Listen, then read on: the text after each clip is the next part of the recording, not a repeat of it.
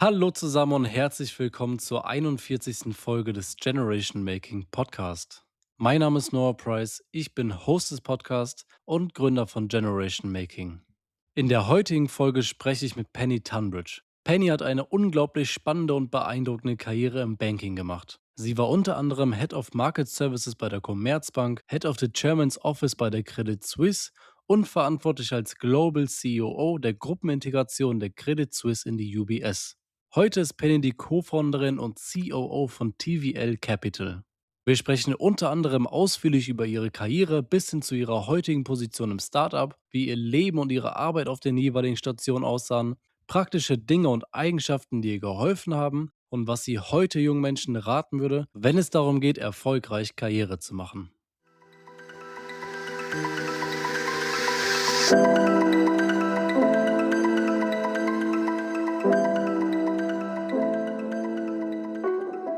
Ja, hi Penny, vielen Dank, dass du dir die Zeit nimmst. Ich freue mich sehr auf unser Gespräch.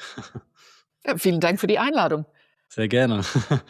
Ich habe einiges vor heute. Wir haben viele Fragen. Ich würde gerne mal starten, so am Anfang. Also ich werde jetzt gerade im Intro schon mal gesagt haben, heute hast du ja eine sehr erfolgreiche so Finance-Banking-Karriere hinter dir. Bist jetzt die Mitgründerin und COO von TVL Capital. Bevor wir aber dazu kommen, was du so heute machst und die einzelnen Stationen, vielleicht so, wie ging's los? Also Schule, Uni, wie war das?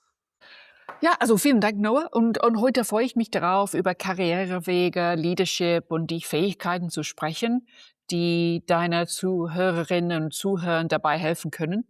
Mhm. Und als kleine Überraschung heute, ähm, obwohl diese Einführung auf Deutsch stattfindet, werde ich die Fragen auf Englisch beantworten. So kann ich meine Erfahrungen und Gedanken möglichst direkt und authentisch mit euch teilen. Ich freue mich auf das Gespräch. Und wie ging dann die Reise los? Well, I am originally British. I was born and bred in the south of England. I was probably a pretty good student at school. I worked hard. I certainly had no aspiration to go to Oxford University, which is where I did my studies. I was very fortunate to have some fabulous teachers who not Mhm. only inspired me but actually suggested it. I don't think would have come to the plan myself. Um, and you know, I had a great education. I'm pretty sure that it is much tougher to get into some of the top establishments Yes. now. It was probably less competition when I was going for it. But I think also having a bit of naive confidence that you can do anything. I was at an all girls school actually, Okay. and there was very much the spirit that the girls could do everything. And a lot of positive encouragement, a lot of great teaching, and that is where I ended up at Oriel College, and I started there in 1991. Nice. Jetzt hast du gerade schon so ein bisschen was gesagt. Also, du hattest so eine Naivität, oder was wenn man's Naivität nennen kann. Zumindest warst du selbstbewusst. Du hast gedacht: „Irgendwie, ich kriege das hin.“ Wie kann ich mir dich sonst so zu der Zeit vorstellen? Also, hattest du vielleicht schon so 'n Plan von deiner Zukunft oder so eine Richtung vor Augen, wo es hingehen soll? Absolutely not. I studied history at university, and I guess my original plan was to be an archaeologist. Ah, It was something that interested me a lot, and I did have the opportunity to do some archaeology during those years. But I think over time, you know, I decided also I wanted to do perhaps something more practical, actually earn a wage. At that point in time, the archaeology opportunities were rather unpaid. And you know, in my second and third year at university, I started going to milk rounds, as they were called, which is where lots of different companies come and sort of talk about their sector, their company, to try and interest students in applying for jobs. And it's all nothing like it is today. There was no internet. You turn up, you grab a paper brochure, you fill in a form, you post it back. And I applied for jobs in banking and consultancy because I thought they sounded interesting mhm, and because they were very broad sectors. And as a historian, I didn't honestly really know what I wanted to do. And I felt it wasn't very authentic to say, I've always wanted to work in corporate finance or I've mhm, always wanted to work in the energy sector. And it was better to start to get a job in a large company where I could inform myself very well and then decide what I wanted to do next once I'd had a basic training. mhm. And in the end, I continued with that thesis. I was fortunate to have a few different offers from large banks, Okay. They were called merchant banks at the time. The concept of global investment banking didn't really exist. And I picked the one, Kleinwort Benson, that actually also said you don't have to decide before you've done our training program which department you want to go into. And I felt it was better to make an informed decision after the training, Mhm. which is what I did. Ich meine, Universität Oxford ist ja jetzt auch wahrscheinlich jedem 'nen Begriff und es hat so 'ne gewisse Aura, sage ich mal, diese Universität. Wie kann ich mir so den Alltag damals bei dir vorstellen? Also, vielleicht so, wie viel hast du gelernt? Wie kann ich mir so das Leben da vorstellen? Yeah, it's if I can look back on the time now, Noah, I actually wish I'd done more studying. Okay. I you can't see it over this podcast studio, but I'm reasonably tall, and so and the college that I went to at Oxford, Oriel, is the rowing college. So one of the first thing that happened when I turned up is someone said you should try getting in the boat, and actually I ended up rowing my way through 3 years. I wouldn't say I was the absolute best, but I enjoyed it enormously. And as a historian, actually, there was a lot of free study. So a lot of reading and writing. So I had to write 2 essays a week, mostly, but in my own time. And I found actually the very structured sport of rowing was very helpful to me, having gone from a very structured school environment into university where it was pretty free time. It helped me to bring some structure to my day, and and have a regular sports and things to move my day around. And there was a lot of reading and studying and discussing, unlike a lot of other universities where there's a lot of lecture based tuition. This was Mhm. very much studying by yourself, actually, Okay. and then presenting your essay that you'd written effectively to the world expert on the subject, which sounds a bit daunting. And sometimes it was when I hadn't done enough work. But it was a fabulous experience, to sit in these wonderful buildings and talk about some topics that people had been talking about for hundreds of years. And in fact, this year is the 700th year of my college at Oxford. I'm going back Ah, to the anniversary ball, and to be in those surroundings is something very wonderful from learning perspective. And actually, when I came to leave college, I did say to my main tutor at the time, Jeremy Cato, you must have raised an eyebrow at the quality of some of my work over the course of the last 3 years. I look back and I wasn't always well prepared. And he smiled and said, often you undergraduates are not very well prepared, but you sometimes have fabulous ideas that we can follow up on in our own study. mhm. And I thought it was a lovely way to think about those tutorials because they really are one on one or two on one. It's a very special time for us as students. Cool. Okay, also dann hast du dich relativ breit beworben, hast dann was bekommen. Hast du dich dann zu dem Zeitpunkt, wenn du dann wusstest, wo es hingeht, irgendwie darauf vorbereitet, dann einen guten Einstieg zu haben? Not really. So I had a few, we all had a few months of basic training at Kleinwort Benson on the graduate program. Mhm. And I'm still incredibly good friends with some of my cohort, which is great. So there was a support network, a learning sharing capability that was built into the group. And I joined a new department, a new team at the time, something called the Private Finance Initiative, which was really a hybrid between corporate finance and traditional debt financing. And Mhm. it was Private Finance Initiative was something launched by the UK government back in the mid 90s to do a lot of infrastructure financing for motorways, hospitals, public sector infrastructure spend. And I thought it would be super interesting to join a new team. I was also very fortunate. I had a fabulous first boss who was very encouraging and really gave a lot of time, or the whole team invested a lot of time in my learning and bringing me along and taking me to meetings with clients. There was an opportunity for a lot of client interaction as well as a lot of dealing with legal documentation and cash flow modeling. So there's a lot of learning on the job. And I think one of the very lovely things about the UK education system is we're pretty young when we leave university.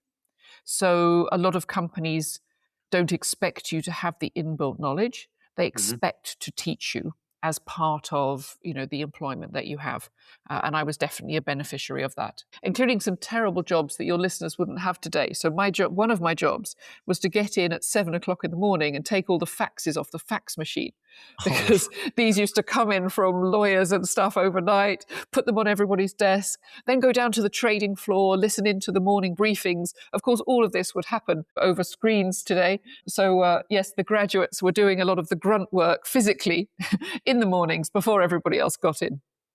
wie alt warst du zu der Zeit dann, wenn du sagst, du warst noch relativ jung? Well, I was 21 when I finished at Oh, university. okay. And that's probably about the fastest you can do it. Others, I didn't take a year out between school and university, and I was pretty quickly through my degree. But yeah, 21, 22 is pretty standard in the UK, unless you go on to do further education. Okay. Hat sich zu der Zeit schon so irgendwie dein Mindset geändert oder hattest du dann irgendwie so 'n Plan, so 'n Karriereplan entwickelt schon zu der Zeit? No, Okay. I was very much going with the flow. I mean, my incoming thesis, I guess, was if you join a biggish organization, there's the opportunity to move around. And in fact, that happened then somewhat organically, because Kleinwort Benson, the bank that I was working for, was purchased by Dresdner Bank Mhm. after a couple of years, which was obviously a much bigger organization. And this was part of a bit of a trend at the time, German and Japanese banks buying up the UK sort of smaller merchant banks. So when Dresdner bought Kleinworts, I started to have a plan, to answer your question, Noah. I thought, what are they buying? What do they want? I guess I came to the view that they would be looking for employees who wanted to work across the two organizations and Mhm. not sort of keep them running siloed. They would be looking for people who could speak German and could work within the German organization as well. So I did 3 or 4 things in response to that. And these all ended up being quite pivotal in terms of my next steps. So within the private finance initiative, I started to work with some German construction companies who were clients of Dresdner, Mhm. in particular Bilfinger and Berger. And I started having a lot of German lessons. I'd done a bit of German in school, but it was rusty. I had a couple of lessons a week. In fact, I then took on a very small project that no one else really wanted in project finance terms, because it was too small, but it was to build and finance the new British Embassy in Berlin.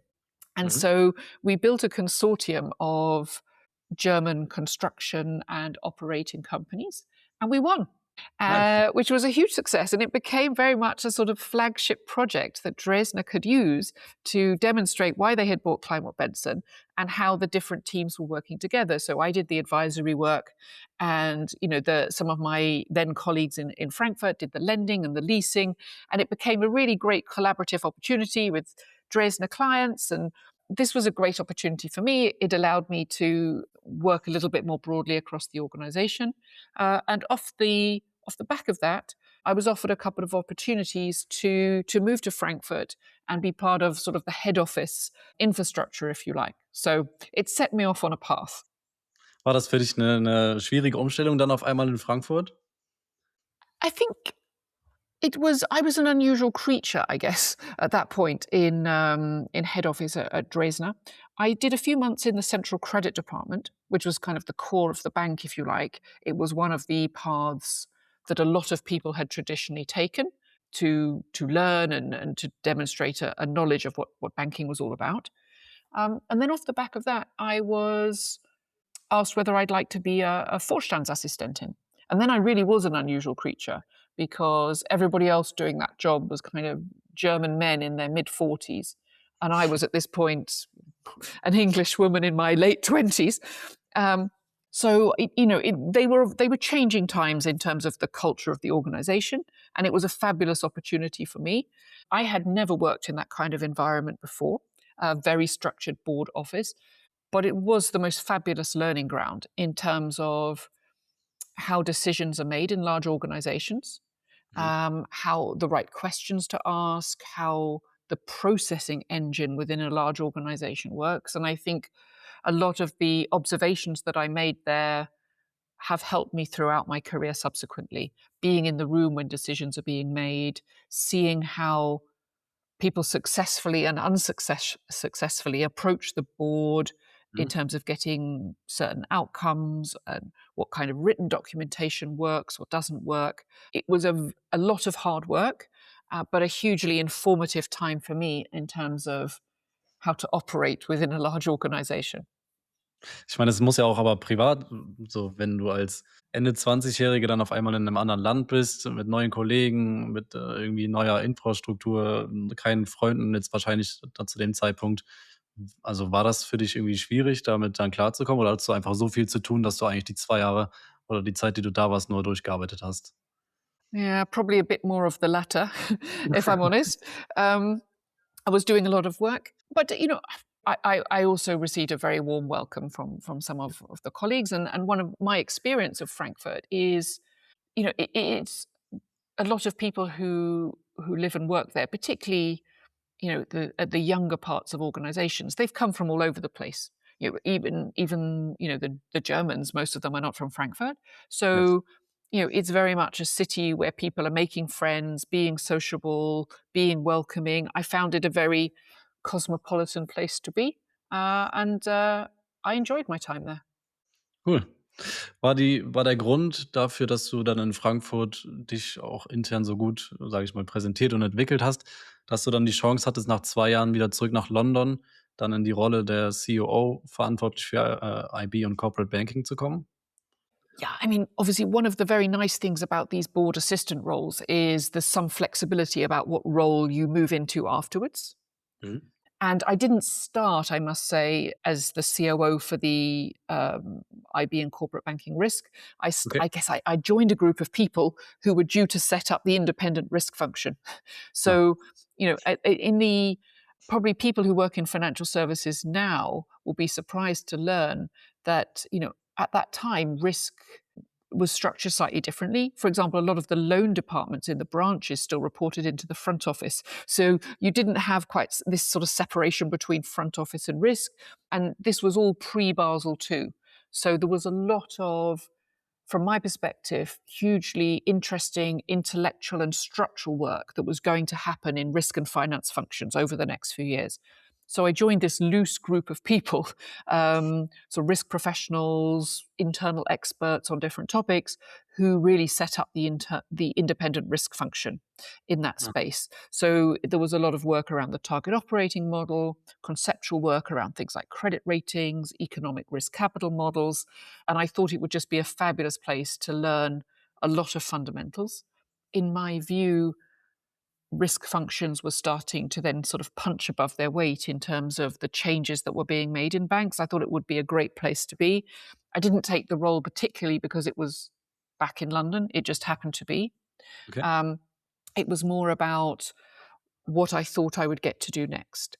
And the other thing, the boss that offered me the role in that space, I found him very inspiring, and I Mhm. think it's important that you think you're going to learn a lot from your bosses, particularly at that stage in your career, and then it's going to continue to develop, and you're on a good path.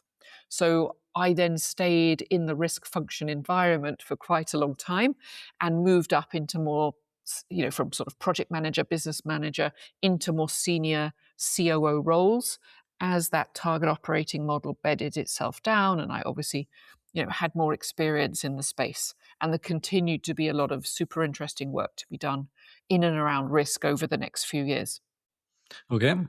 Hat dich denn diese Stelle, als du dann diese erste C-Level-Verantwortung, sage ich mal, hattest, auch vor neue Herausforderungen gestellt? Weil ich stelle mir vor, jetzt gerade, wie du es beschreibst, es hat sich irgendwie so entwickelt, es gab diese Stelle so gar nicht vorher. Das heißt, es konnte dir auch wahrscheinlich keiner so wirklich erzählen, was sind jetzt deine Aufgaben, wie du es richtig machst, sondern das hat sich mehr so Learning by Doing ergeben. Yeah, and look, one of the most fun things in life, I think, is if you can start to design your own role and grow into it and expand. And I think in my role as a manager, I'm always looking to think about what are the core tasks today for anyone that I'm working with, and where are the areas they can expand into. I think it's a Mhm. natural thing to think about as an employee, but also as a manager and as a department head to make sure that people continue to feel motivated. And of course, recognition and taking on more responsibility is part of the journey. Not everybody wants that, but I Mhm. certainly did. It gives you, the more different responsibilities that you have. It gives you the opportunity to deal with different topics. At some point during all of this time, the Allianz bought the Dresdner Bank Group. I had, for example, a very interesting liaison role with the risk function at Allianz on certain topics, dealing with things like reputational risk. So I think there's always new things happening in large organizations, and one's willingness to put up one's hand and say, I'll do that, or can I be part of that, is part of that sort of responsibility journey. But it was definitely organic. And again, I was fortunate during that period. I had a boss who continued to sponsor me into new and interesting Mhm. things. Ja. Nach fast 8 Jahren bist ja dann hast du gerade auch schon mal gesagt, innerhalb noch mal gewechselt, dann warst du CEO Capital Markets und dann ist ja die Dresdner von der Commerzbank, akquiriert worden und damit bist du dann quasi bei der Commerzbank als Managing Director für FIC Trading, eingestiegen. Wie kann ich mir so diese Position und die Arbeit dort vorstellen? Yeah, I mean, it sounds quite different. Perhaps I'll talk a little bit first, Noah, about the journey. So after a few years in the risk function, I was actually pregnant. I was expecting my first son, and so when I went off on maternity leave, having been in the risk function for a while, I actually said, "Don't keep the job open for me." And there was a bit of a sharp intake of German breath because I don't think that was a common thing for people to say. But I thought, you know what? If I come back in a different stage in my own life, I'd like to come back into a new role. So I'll take my chances and see what happens. And actually, I was fortunate then to be offered this role in the markets division, doing a similar one, a similar job to what I'd done in risk, but in markets. So in the sort of operational chief of staff, COO sort of space. For me, that was really exciting. It's a long time since I'd been in a front office role, and I really wanted to be part of that sales and trading environment. And why am I sort of going off on this tangent? Because you know, pretty much as soon as I started in that role, we had the collapse of Dresdner. It was a very dramatic time, and the role I was in was supporting the head of capital markets. So it was hugely frenetic, but I didn't really feel like I had enough opportunity to live the role and do everything that I guess I would have hoped to do in a more business as usual environment. So there was a lot of disruption and unhappiness. I think around the collapse of Dresdner, we had the financial crisis. I mean, there were a lot of things going on at this time. Mhm. I had a small child, a newborn baby as well, and so I think for me, I was happy to lean into being part of the Commerzbank takeover of Dresdner. Initially, I was responsible for a lot of the project of merging the fixed income businesses of Dresdner into Commerzbank, which Okay. was a great way to learn the organization. I was working for the head of fixed income. And so there was a sort of natural transition after, you know, I can't remember the time frame now, but 12 to 18 months of integration work into a more permanent role in fixed income. And again, for me, it was a fabulous hybrid role of being the COO for the business, plus actually taking over responsibility for the CVA trading desk, which is a derivatives trading desk.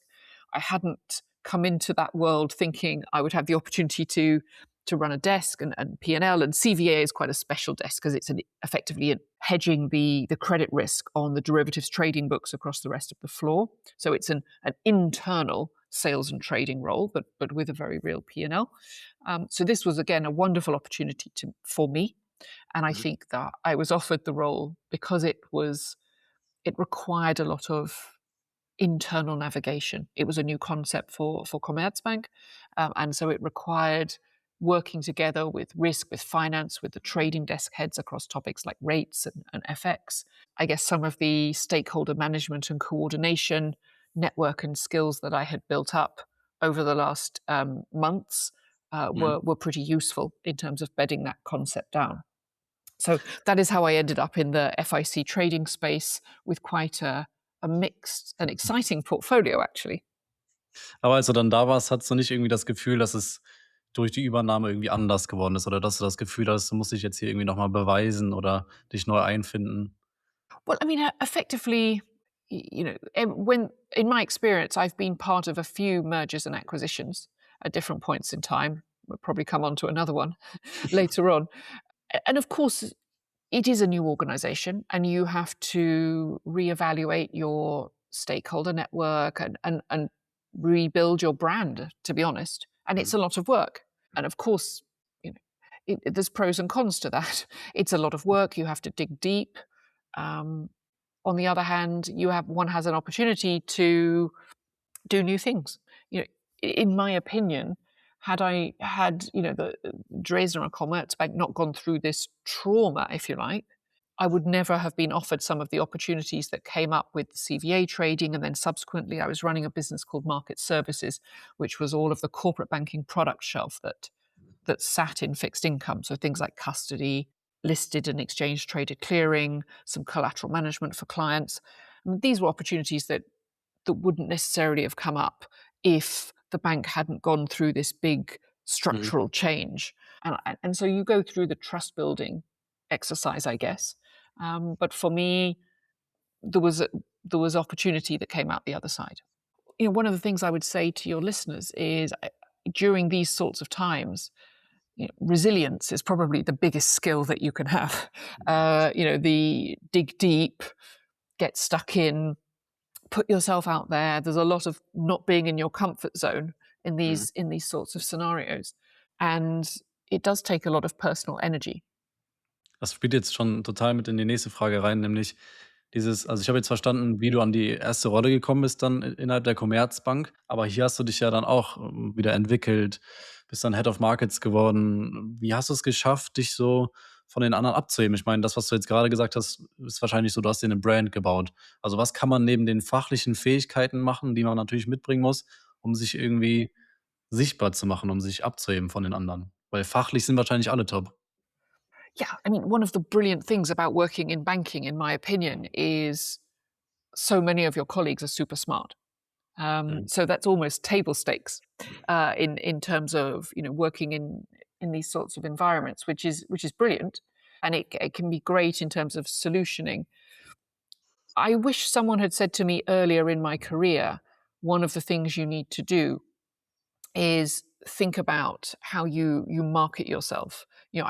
For many years I felt that people would just notice my brilliant work, and therefore the next opportunity would come along. And I think when you're more junior, that does happen Mhm. because there's more structured talent management, shall we say, within organizations. But I had a bit of a sort of road to Damascus moment.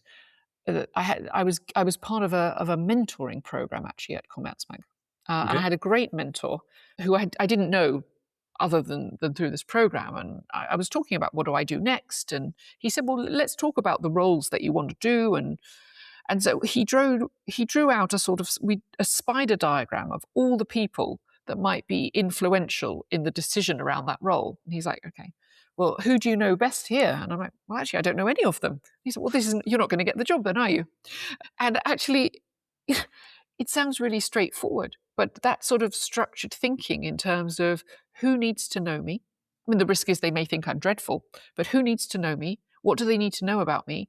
And since this time, I have tried, not always successfully, but I have tried to run my career like a project. So in the back of my notebook, I have a list of the people that I think would be helpful within an organization, not always thinking about the next role, but stakeholders or people I think are interesting. And, I try and run it like a project. So maybe once a week, I can manage one coffee with someone where I'd like to introduce myself or like to get to know them better or raise their awareness of what my team has been doing. And by being a little bit systematic about it, I think I manage, yeah, I manage it better than if I sort of left it to chance. Wenn du dir beim Hören von Podcasts manchmal denkst, das sind zwar alles gute Ratschläge, aber ich würde auch echt gerne mal eine Frage beantwortet bekommen, die genau meine Situation oder Struggles thematisiert, dann schau doch mal bei Generation Making vorbei. Dort hast du nämlich die Möglichkeit, deine Fragen und Anliegen mit unseren Experts zu teilen. Und daraus machen wir dann eine ganze Podcast-Folge, wo wir ganz nach dem Motto, was würdest du machen, die Themen aus der Community besprechen. Das Ganze ist kostenlos und selbstverständlich anonym. Also, wenn du gerne mal deine Frage von einem Experten beantwortet bekommen möchtest, dann schau doch mal bei generationmaking.de vorbei. War der Grund, dass du dir das dann so strukturiert überlegt hast, was möchtest du für Positionen haben, auch dann der Grund, dass du dann am Ende wieder nach fast 6 Jahren gewechselt bist? Diesmal dann als Chief of Staff zu Nomura? Yeah, I mean, I guess I felt at that stage I'd probably reached the end of the road at Commerzbank in terms of Okay. next opportunities. Mhm. They had offered me a couple of other new things to do internally, which, is a brilliant sounds like a brilliant position to be in, but one of them was in New York. And by this stage, I had another small child, so it wasn't really the right time to move. And there was another role that I just didn't really want to do, and so I started to think that maybe there's only so many bites at the cherry in terms of internal moves, and I'd start to look a little bit externally. And also, one of the things that appealed to me about the role at Nomura was it covered a larger subject matter than I had worked with before. So specifically things like um, asset management, which would have been a new area for me. So I felt it was time to try something new. Und wenn du dann so 'ne neue Area bekommen hast, wie hast du dich da reingearbeitet? Also, wie hast du dir dann das Wissen quasi angeeignet, um diese Rollen auch ausfüllen zu können? Well, obviously, you start to prepare yourself during interview processes in terms Mhm. of other companies and their culture and what they're doing. So I guess I'd started that process. But for sure, I would say to anyone, when you move companies, it's a lot of work because you're giving up the network you had before, where sort of people know who you are, what you do. On the one hand, I guess if you want to do a rebranding, then it's good to do that in a strategic way. But to my mind, moving companies is a big investment a time investment in yourself, and it Mhm. is a lot of work, and it requires a lot of energy to bed yourself down in a new organization. Und wieso hast du diese Stelle dann nach der ganzen Arbeit quasi sich da reinzufinden, nur 8 Monate? Also, hast du die bewusst kürzer gestaltet oder gab's da irgend 'n Grund für? To be honest, soon after I arrived, there were then various structural changes, and it just things didn't really work out. And I think Okay. perhaps that's also something to say in the context of this. Not every leap that you make will end up being the way you want it to be. Ja. So this just things didn't really work out for me. And my view is also that that's okay. You pick yourself up and you move on and look for something that might suit you better. Hast du dann nach was Bestimmtem für die nächste Stelle dann gesucht oder dich irgendwie anders an etwas anderem orientiert, auf irgendetwas besonders geachtet?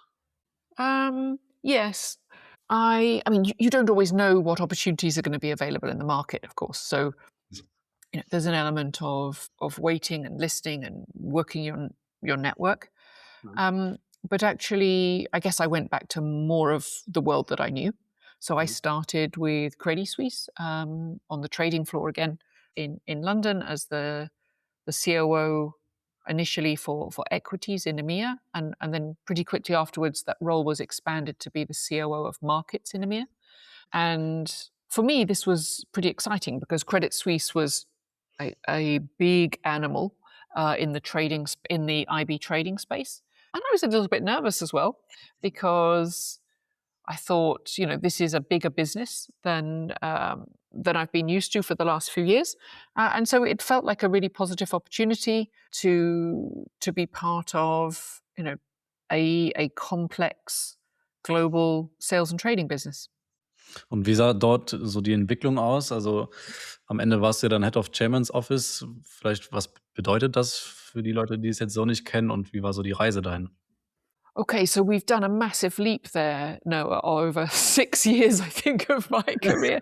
So I mean, I, wir können auch über alle um Stellen einzeln sprechen, aber ich dachte vielleicht yeah, no, absolutely. But I mean, but I'll just go through the steps quickly. So, COO markets in London was something I did for about 18 months. And it Mhm, felt actually in the end pretty similar to stuff I'd done before. It coincided with a new chief executive for Credit Suisse, Tidjane Thiam, who's obviously quite well known. And so there was he was leading new structural and strategic plans at Credit Suisse. So there was a lot of restructuring, quite a lot of cost saving going on in that period. So it was in some ways a great way to learn the Credit Suisse organization, a bit of a baptism of fire, and 18 months in that role in London. At the end of that time, I had the opportunity. I was offered a role in Zurich, mhm, um, and I spent the next 5 years as what was called a COO advisor, so working in the group COO area for three different group COOs. And group COO covered technology, operations, business services across the whole bank. So I thought it would be an interesting opportunity to do something new, but in an environment where I had sort of started to build a network. So I moved to Zurich mhm. and spent 5 years working on a mixture of efficiency and effectiveness projects within Group COO. How can we Okay. improve the client experience here in operations? So these sorts of questions. And the other 50% of my time working on digitalization and simplification initiatives, really in private banking and wealth, both in Switzerland and for the global wealth business. Mhm, So at the end of that sort of 5 years, more or less, I guess I was pretty comfortable working across large parts of the Credit Suisse organization. And I was ready to do something new. I had flagged during that period that I was, I think after a certain number of years in a job, you're always looking to do something new and different.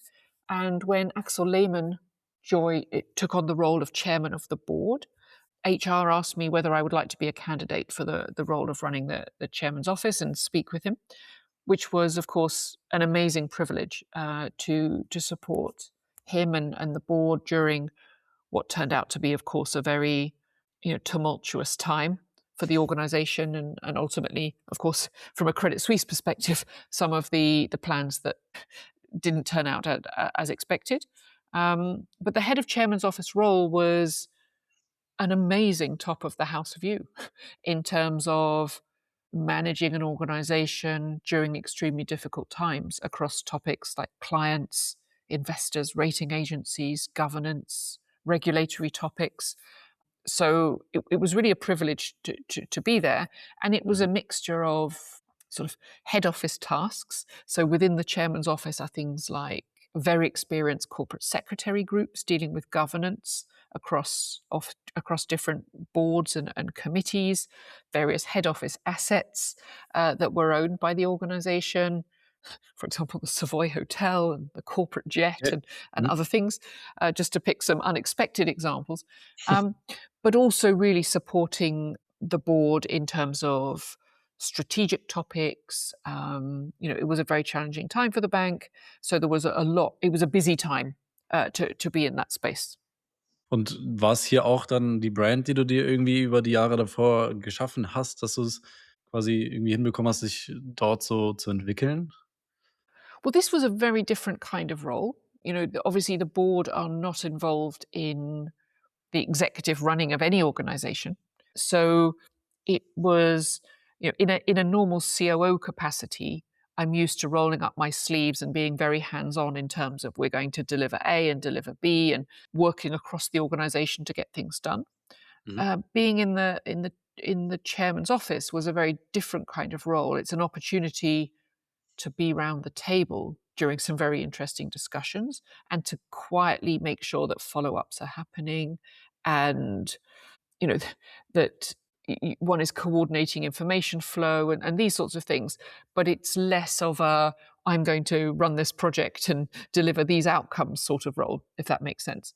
ja. So it required me to take on a different way of being part of things that are going on within in the organization. I enjoyed it very much, and I learned a lot about governance, corporate governance, and the functioning of information flow within organizations, for example.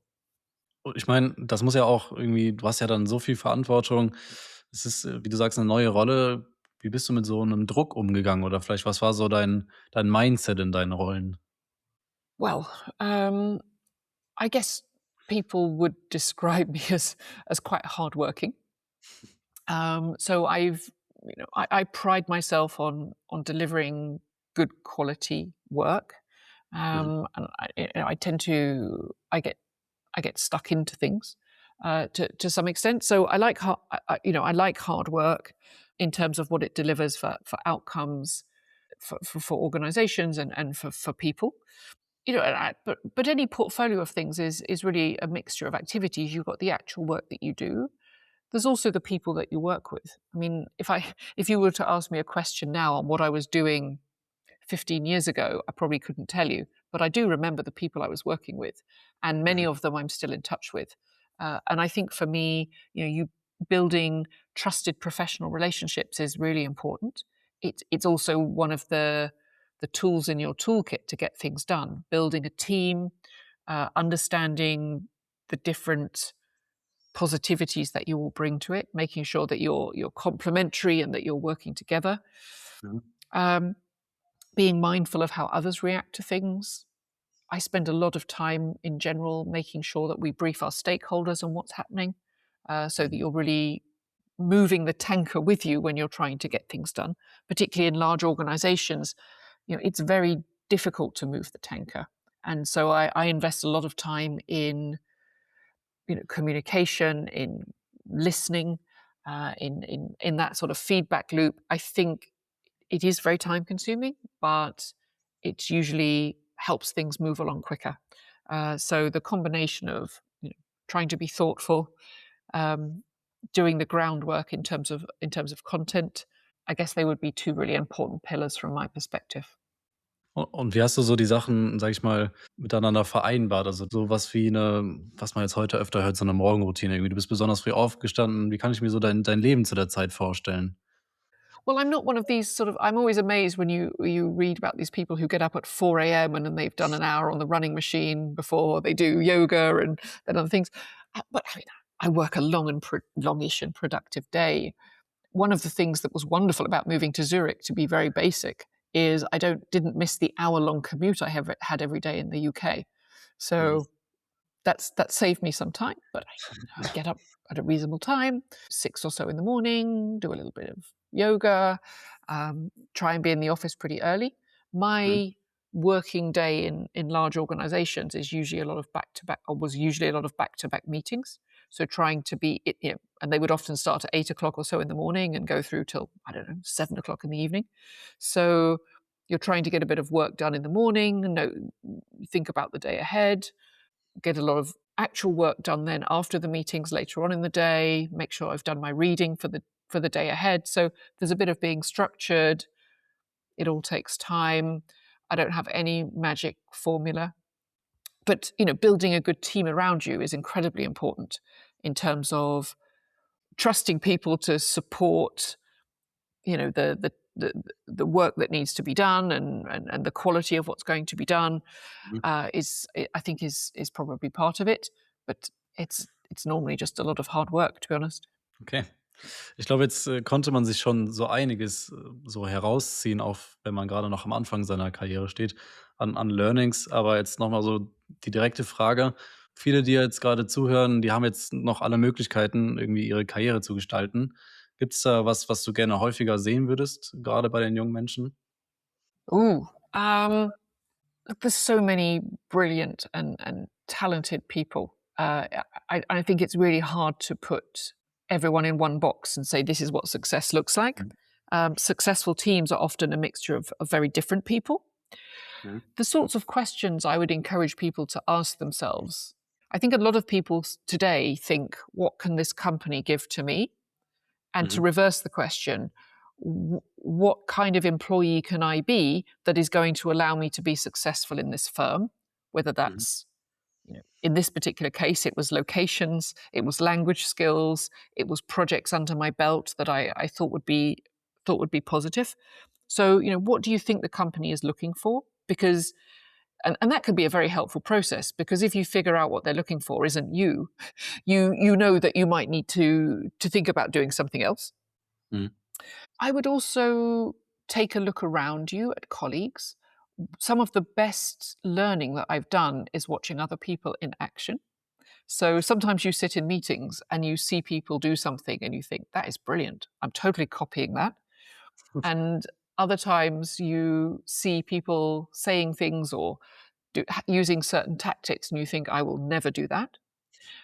So be aware of what's going on around you and take the bits that will be authentic to you and can allow you to be more effective at what you do. I mean, a concrete example, Noah, I won't say when and who, but at one point I had a boss who was brilliant at managing meetings. So when we had a tricky topic, he would go around the table and ask his management team to all give their view on what they would do on the Mhm. particular question.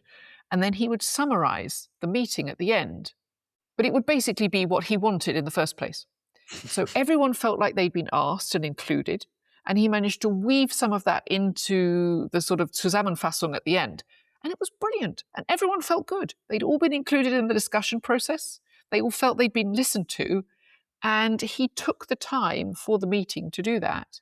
And then the outcome of the meeting was kind of, what he was hoping to get out of it. I mean, I'm generalizing, but I thought that's brilliant. It's such a good tactic as a boss, rather than just saying, we're going to do this, which he could have done.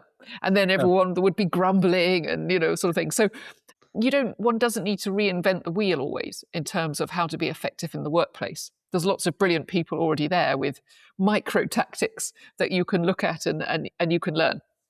Das sind jetzt quasi die Sachen, die man dann machen kann, wenn man 'ne Stelle gefunden hat. Was man auch immer heute wirklich häufig hört, auch jetzt hier im Podcast, wenn's darum geht, so seine Stelle zu finden. Man sagt irgendwie: „Finde deine Passion, finde, woran du Spaß hast, finde irgendwie, was dir leicht fällt.“ Glaubst du, dass es wahr war? Ich meine, das ist ja bei dir jetzt schon Banking, Finance. War das deine Passion oder ist es vielleicht auch zu deiner Passion geworden? Was glaubst du, was spielt das für 'ne Rolle? Yeah, I'm not sure that passion is the right word for this. I think for me, it's important to do interesting work. Mhm, And I came to enjoy working in financial services because there was always interesting things to do from a mhm, delivery perspective, from a learning perspective. I mentioned earlier, we're very fortunate that there's usually a lot of smart people around. I'm kind of, lots of topics are interesting once you get stuck into them. I'm pretty sure that every other sector is interesting as well. So I would tend to say to people, focus less on the passion and pick something that you think is very interesting, because you outside of work you can pursue beekeeping or cycling or whatever your true passions are. I mean, at the end of the day, you spend a lot of your adult life working. You need to earn a living. Also pick something that you think is going to allow you to live the life that you want. mhm. Life is very miserable if you're surrounded by people on a daily basis that make you feel uncomfortable. So if you're in the wrong sector, not because they're bad people, but because you all tick differently, that could be pretty miserable.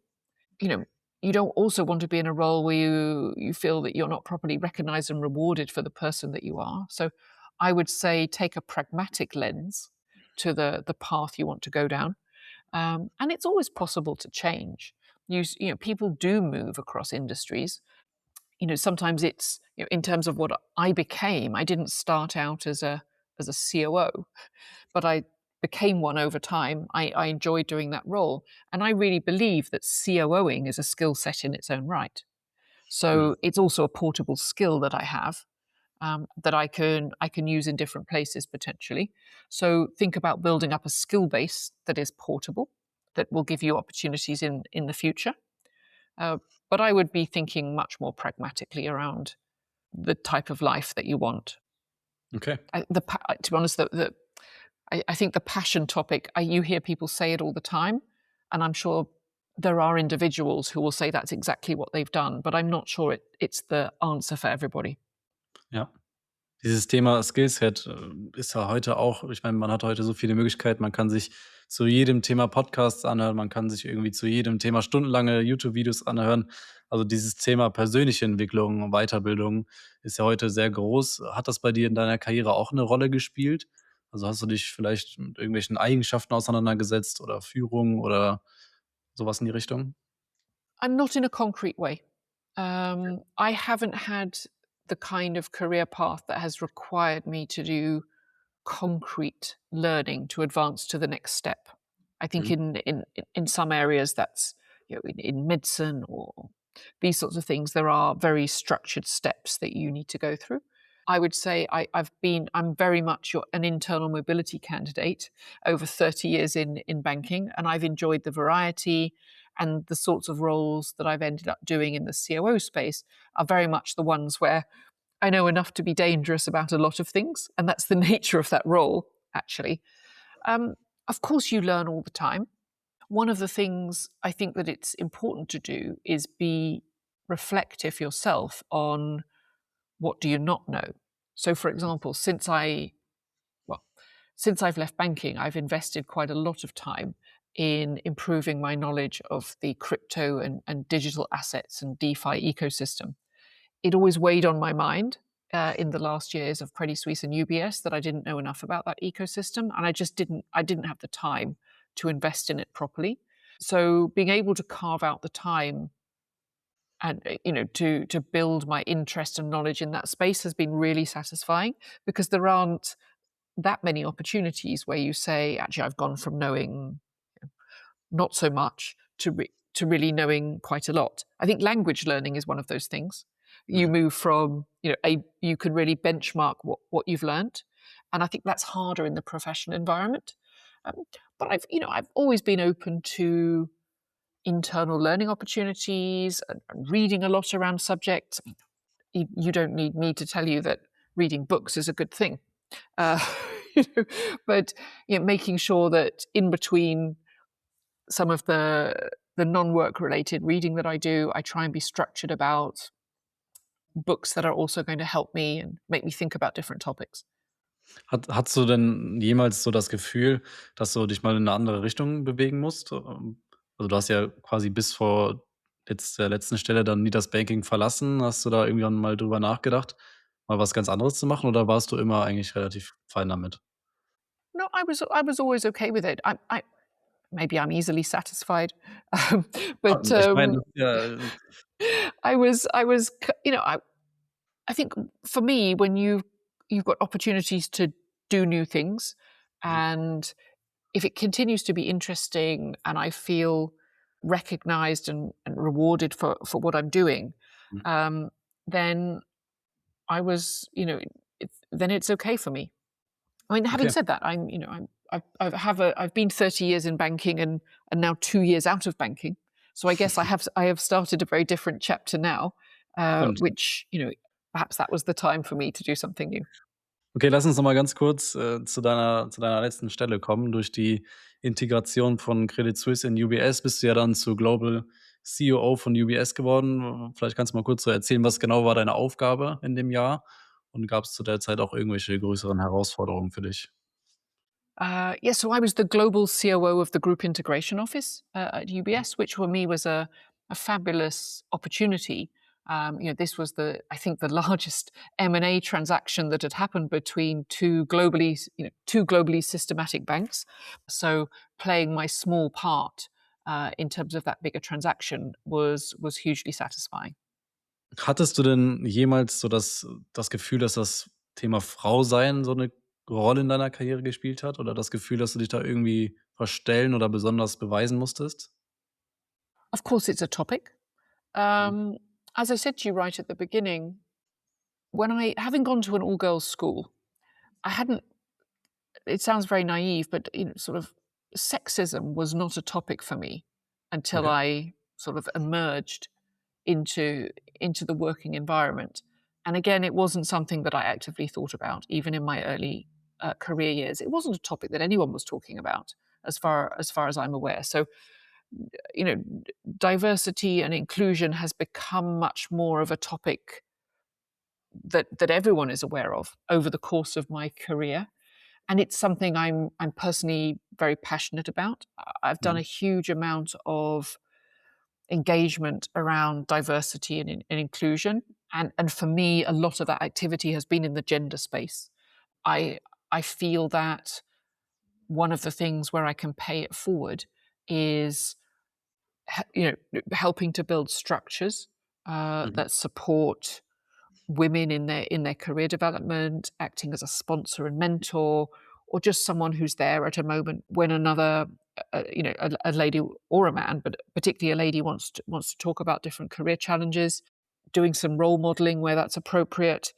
Also, how one behaves in meetings or on calls, making sure that I am living the inclusive role in terms of what I do.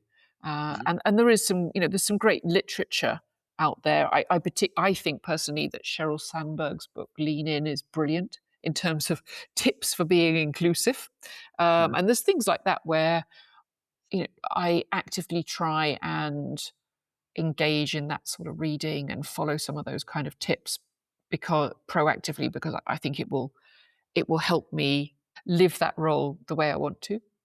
So I think I see that. Am I conscious of being female more in the context of what I can do to help others, as opposed to something that's been in any way defining or limiting around my own career? Because while I was building my career foundations, it just wasn't something that anyone was talking about. But neither did I feel discriminated against or boxed in any way. The world has changed a lot. When I first started work in the mid 90s, for example, women weren't allowed to wear trousers in the office. I don't know where the rule came from. It was just sort of habit. And if you tried to say to people now, not only does that make me sound very old, but it also sounds very ridiculous, doesn't it? So Yes. I use it as a silly example of how much the world has really changed. Gibt's denn jetzt, wenn du heute auf das Banking und Finance guckst, da irgendwelche Tipps, was du jungen Frauen raten würdest, um da 'ne Karriere zu machen? Well, the same tips I'd give anybody else, I think. Be proactively thoughtful about what you do. Mhm. The advice I would give anyone is, think about how you present yourself. Make sure, don't be too humble when you're looking for jobs. That is the moment to sell yourself, and you can do it in a nice and authentic way because other people will be selling themselves. So think about how you want to come across. One of my practical tips to everybody is to have an elevator pitch and practice it, like know it off by heart, so that Mhm. when the moment comes, whether you're at a conference and you're feeling a bit shy, literally when someone walks into an elevator and you need to introduce yourself, or whether it's the opening moment of a meeting, you can get yourself off to a really good and confident start if Mhm. your first 30 seconds or 1 minute is polished and balanced and it's something you don't have to think about and make up on the spot. So have your elevator pitch, practice it, know it off by heart. And then your opening line in all those sorts of situations that can make you feel uncomfortable is something you don't need to worry about. And yeah, I don't think there's anything different that women should do. I believe strongly. There's a brilliant book actually called The Authority Gap that talks about how to help advance women. Okay. And one of the main messages in it is that it's not women that need changing to be something else. That Ja, we need an environment in which all genders can be successful. absolut. Ja, ich meine, das spielt ja auch in dieses Thema Vereinbarkeit rein. Wie gesagt, lass uns mal kurz da. Das ist ja heute so, glaube ich, so ein bisschen in Deutschland das Nummer 1 Thema, warum man sagt, dass Frauen einfach die Karriere nicht so gehen können wie ein Mann, dass man halt eben, wenn man Kinder kriegt, in Mutterzeit ist, dass man das irgendwie miteinander vereinbaren muss. Wie war das bei dir? Well, I do have a fabulous husband who has been very supportive of you know having a career and being a mother, as he should, in my view. But the reason I say that is some people are doing it all by themselves, and everyone has a different home environment. But for me, we've been a team over the course of bringing up our children, and that means everybody doing their bit in terms of how we run our household, work in our jobs. My children have also had to grow up in an environment where mum hasn't been home a Mhm. lot of the time. I think they're pretty balanced individuals, and they've managed pretty okay. They're teenagers now, but these are very personal topics, and I would never try and tell anybody else how to do it.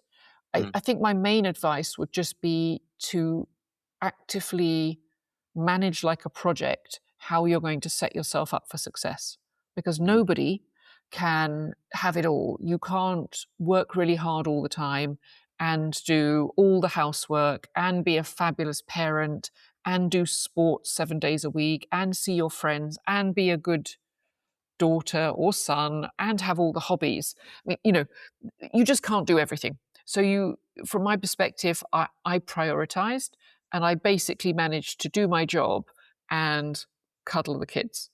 And there were lots of other things fell a bit by the wayside, particularly when the kids were small, because I just couldn't manage much more. And I think when you have a very demanding career, you're always making sacrifices. I guess, in terms of what you do, I probably didn't do as much sport as I wanted, and probably didn't Mhm. get as much sleep as I should have done. And you know, it. I don't think there's a silver bullet. It's about working out a system and a framework that is you are comfortable with, and that kind of works for you and the whole family. War das denn für dich dann eine schwierige Umstellung, nach dem Jahr UBS dann in die Auszeit zu gehen? Also, ich meine, das war ja wirklich ein sehr volles Leben die ganzen Jahre davor. Wie war das dann auf einmal, als du quasi nicht mehr diese Verantwortung hattest und dieses Zeitinvest auch in den Job?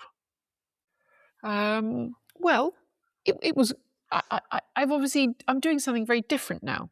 So in a sense, I don't make the comparison between the two because they're so different. So I have sort of built up a portfolio career of doing a few different things, and I'm really enjoying it. And having done 30 years of banking, it feels good. And I've loved the 30 years, but it feels good also to be doing something different, and to have a little bit more ability to manage my own time. So I'm an external advisor at a large or at Bain and Co, a large management strategic consultancy firm. I'm just starting out as a board member at a payments company, Mhm. and I'm a co-founder at a digital assets technology company alongside a couple of brilliant co-founder colleagues. And these are all very different things. And it's exciting because it's different. And I'm learning new things every day. I learn from my colleagues at Bain a lot as well when I see them in action. And I get to meet some of their fabulous clients. In the digital asset space, we are building a business as opposed to being part of a big business. So it's very different. It's back to being, some the hands-on that I always liked in the COO role, but in a very different environment. And I'm really enjoying the change. Hättest du es rückblickend gerne irgendwie früher gemacht oder würdest du sagen, diese ganze Arbeit, das hat sich alles so gelohnt und das war alles auch gut so? Oder würdest du heute irgendwas anders machen? I'm not the sort of person that sort of looks back on things and says, "I wish I'd done it differently." I tend to be quite sort of forward looking in that sense. So it is what it is. Ja. Would be my answer there. Um, Ich wollte sagen, es ist ja so 'n wirklicher Sacrifice. Also, ich meine, die ganze Zeit, die man da reingesteckt hat und so weiter, klar, wahrscheinlich, finanziell ist ja das eine, aber wenn man dann eben mit den Kindern und so weiter und, Sachen einfach, die man natürlich vernachlässigen muss, wenn man so 'ne Karriere macht. Also, würdest du sagen, es hat sich am Ende alles so gelohnt? Weil heute, grade wenn man jung ist, ist es ja so, man blickt so auf diese Karrieren und stellt sich das so vor. Man hat irgendwie so 'ne finanzielle Unabhängigkeit, aber man denkt wahrscheinlich auch an viele Sachen nicht, die da mitkommen. Deswegen so die Frage. I don't think there's one answer that's right for everybody. I mean, I think for me, my work has always been a big part of who I am and what I do. Mhm. Uh, I also, like the opportunities that has given me to travel, to meet lots of people.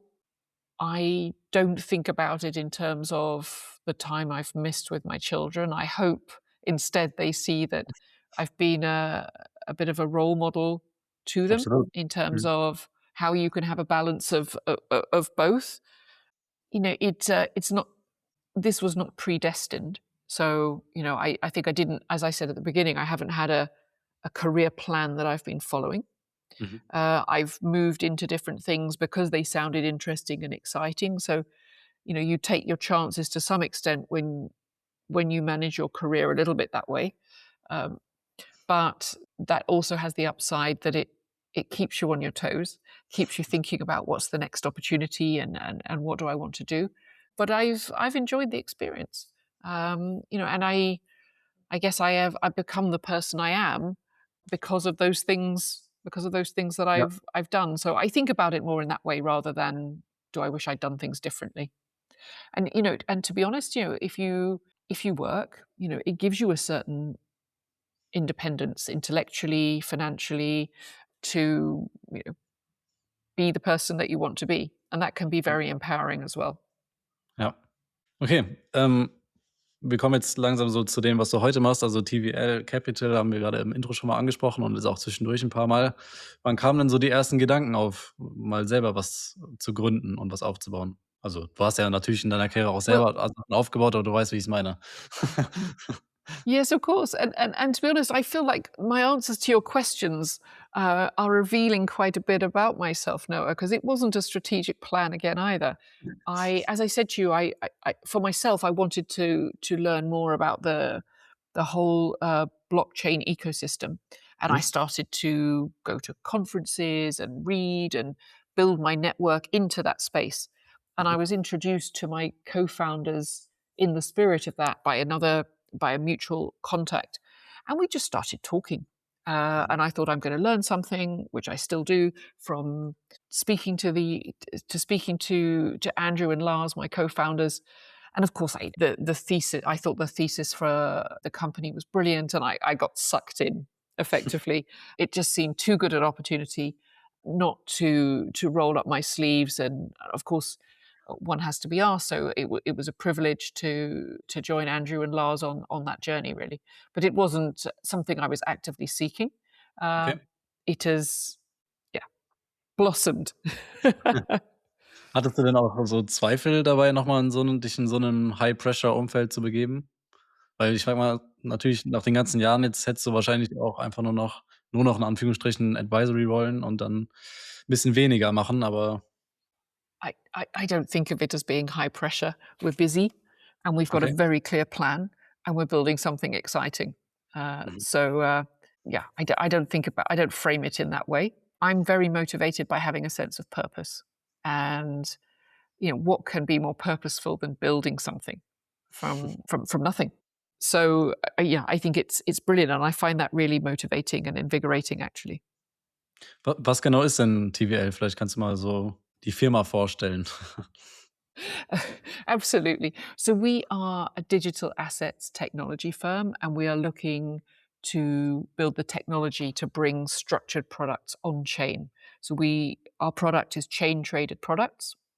And your timing, Noah, is perfect because we've just concluded our seed funding round, which is it's all in the public domain. We have some fabulous and quite well known investors, and literally this week is the start of chapter two, where sort of post fundraise we're moving in deeply into the further design and build of our product, which is brilliant. Was ist so die Vision der Firma? Also, kann man sagen schon, wo es hingehen soll, Größe und so weiter? Und ob ihr vielleicht noch die Produktrange, also, wie kann ich mir so die Vision vorstellen? Well, the vision is to be the next, next unicorn. No, I mean, look, if the structured products market is $2.5 trillion. It's a hugely deep market, and in our view, this will move on chain. So for a long period of time, there will probably be people will be issuing structured products in the traditional way and on chain in parallel. But we think that this is inevitable as the world moves towards 24/7 trading. And we want to be part of that new infrastructure. Was sind so die Herausforderungen, um diese Vision dann am Ende auch erfolgreich umzusetzen? Also, ich stelle mir vor, das Thema so Funding, jetzt hast du es gerade schon mal gesagt, am Dienstag habt ihr ja eure erste Runde abgeschlossen. Auch noch mal herzlichen Glückwunsch dazu. War das für euch irgendwie eine Vielen Dank. Herausforderung, das einzusammeln, oder verstehen die Leute die Vision? Ich sage mal, oft ist es ja so, man muss die Leute irgendwie von der Vision überzeugen, erstmal. Yeah, absolutely. And I think, we do have a very focused vision of what we're looking to build. Mhm. My having spent a lot of time looking across the sort of startup space, sometimes you see a lot of very smart people working on sort of solutions and then looking for the problem. And actually, we have a very clear vision of what we want to build, which I think, and that passion and that clarity, I hope and I think comes across when we talk about it. And we have a very clear view on who our target customers are.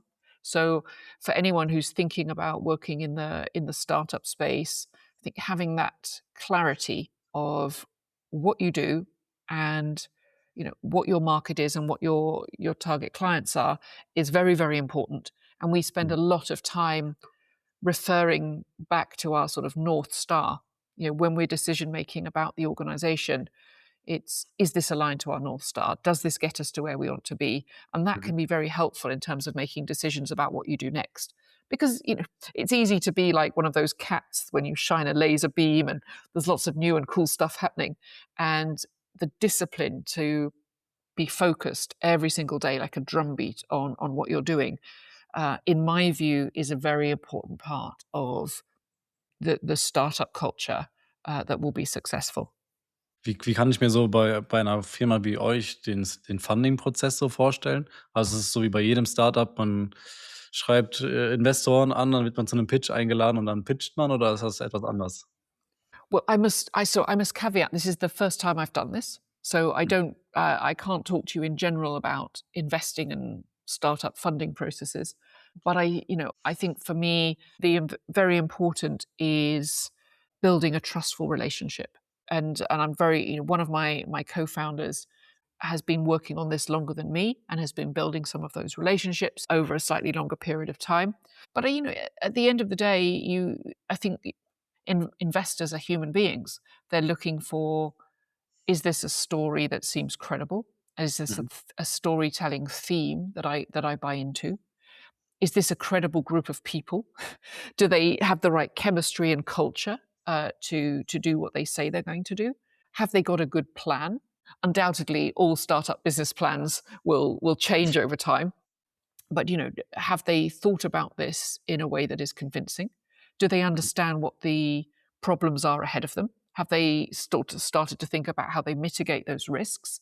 It is an intensive period of Q&A, if you like, around all of those topics, so that you build a basis where you think you can partner together. That at least is my sort of human behavior lens mhm. on how the process works. And I would assume, very professional investors who see lots and lots of different investment opportunities. I mean, you start to build a lens and a nose for those things Mhm. from the other side. There will be experience and intuition that feeds, of course, into their decision making process. Ja.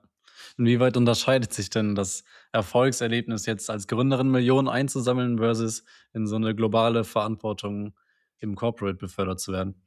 Ist das was ganz anderes? but, well, it all sounds very exciting, Noah. Let's see. Ist auch Uh, exciting. I don't think there's one definition of success. On the other hand, if you look at what you're doing in a large company or in a Mhm, large bank, a lot of what I've done over the years has also been building something. Whether it's building new teams, different target operating models, new products, a lot of the skills that I leverage today in my startup environment are ones that I have honed over the last 30 years. Whether that's speaking to potential clients and the professionalism that you need to bring to that topic, whether it's your read on people, and how mhm, they're responding to things in discussions and in meetings, how you manage and track and keep yourself accountable around the work that you're doing. All of these things are exactly the same sorts of things that I've used over the last many years of my career. So it's not that everything is different. The size of the companies are different. What we're building and delivering is different. But for me, at least, the skills feel there seems to be a lot of read across. Kannst du sagen, was so für euch jetzt das kostenintensivste ist? Also, was sind so bei euch die Sachen, die jetzt dann dieses Funding, worin das einfließt? Well, they fall into three or four basic categories. You've got your people costs, Mhm. you've got legal and structuring costs, you have sort of day-to-day running costs, but it's not hugely complicated. Okay. And obviously we spend a lot of time trying to ensure that we are as lean and efficient and effective as we can be. Okay, also du brauchst jetzt keine riesen Serverfarm oder irgendwas, was richtig viel Invest kostet. Of course, there's some kit as well, but for us, it's a relatively balanced portfolio Okay. across the business case. Okay, wenn das jetzt nicht so 'ne riesen Herausforderung für dich ist, wie kann ich mir so den Alltag vorstellen? Also, ist das dann eigentlich so wie damals auch? Du stehst irgendwie zu 'ner reasonable Zeit auf, machst dann 'n bisschen Yoga und dann geht's zur Arbeit oder wie kann ich mir das heute vorstellen? Yeah, those things don't change. I'm still, even back to the days of rowing, I like a structure to my day. So I get up. I'm not doing the yoga at the moment. I'm recovering from knee surgery. I had a ski operation over the new Oh, year, or a ski accident and then a knee operation. I'm doing my rehab exercises now in the morning before work. But same procedure as last year. I have meetings during the day. I do my work in between. Um, I feel that I function best in a relatively structured environment. And of okay. course, I'm still trying to make sure that I can feed into the family structure that we have. Mhm. Having dinner as a family is important to us in the evenings when we can. One of the things I love actually about having more flexibility in my portfolio is being here when the children come home from school. That's something I don't always manage it, but it's quite nice to try and do that, as I did today. So yeah, for me, I work best in the structure, but you don't always manage it. Because I've been on crutches for a few months. I now have had quite a lot of traveling, and Mhm. that tends to be much more unstructured. You're fitting in with the timetable of people that you're meeting and clients. So it depends on what the week brings. Jetzt ist ja für euch so, dass also, ihr seid ja am Ende 'ne Technologiefirma auch. Was würdest du sagen, sind so Veränderungen in Eigenschaften und Skills für junge Menschen, wenn's jetzt darum geht, in dieser Technologie, KI-Zeit irgendwie, Karriere zu machen am Ende? Also, worauf würdest du vielleicht auch achten, wenn du jetzt jemanden 'n jungen Menschen für TVL suchst? Um, well, obviously, technology is changing the way everybody works, I mean, Mhm. particularly AI. You don't need me to tell you that. It doesn't mean that there are no jobs anymore, in my view. It's about different ways of working and being able to work with technology Mhm. to support you in delivering better output, faster output than perhaps you might otherwise have done. And I see those ways of working more because I'm close to the ground, as it were, in a startup, and I'm learning as we go along as well. In terms of how I can build large language models into my own daily productivity. Mhm. But in terms of tips, which was your question, of course, one needs to be fluent in these changes, how they change the way people are working. Very smart people will be thinking about how they change strategies and business models as well. But at a very basic level, I think a lot of younger people are already much more fluent in AI, for example, than people of my generation. So it doesn't necessarily mean they need to be beating themselves up around permanently learning because it's much more embedded in the way they live, whether the use of technology in general. And for me, the perfect candidates are people that bring the best of both worlds, where they have some of the old school, shall I call them, human skills that I continue to think are incredibly important, with the brilliant efficiencies that technology can bring to the way we work. And if you can move comfortably and seamlessly across those two worlds, that starts to sound pretty good. Okay. Also, Penny, vielen Dank. Ich bin jetzt tatsächlich schon bei mir bei der letzten Frage angekommen. Es ging jetzt, doch etwas schneller als gedacht. Falls ich etwas vergessen habe oder du noch etwas hast, was du hier mit uns teilen möchtest, mit den jungen Zuhörerinnen, gibt's noch, Tipps für die Karriere, die du heute mitgeben kannst? I feel I've tried to throw a few in along the way. Um, Absolut, ja. uh, I, um, I guess one of my tips would be don't think about it too much. Some people I notice in different sort of mentoring and sponsoring type environments, some people spend huge amounts of time sort of beating themselves up about how can I be better and how can I do more.